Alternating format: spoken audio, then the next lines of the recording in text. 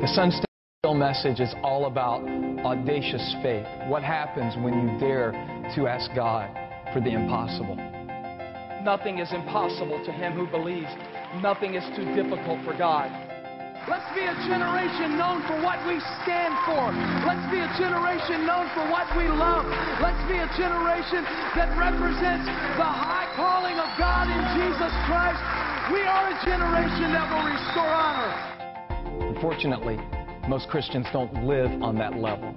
Most Christians carry with them a chronic ache of the ordinary. Does my life really matter? Could my marriage ever really truly be fulfilling? Could I ever possibly make a difference with my limited potential and my lack of experience? We're going to take the message of Sun Stand Still faith and teach people how to pray audacious prayers so that they can be a part of a move of God in our generation. One of the wonderful things about being a young guy is that I'm full of passion, and I haven't yet learned that there's a such thing as impossibility. I believe God has designed and wired every believer to live that way. We want to walk people practically through not only how do you believe God for the impossible, but how do you take action steps toward the impossible. You've heard the voice of God speak vision into your life, but what you're seeing isn't matching up with what you've heard. And I want to speak to you and encourage you that when there's nothing to see and there's just a cloud the size of a man's hand, that God is active and busy and capable in your life.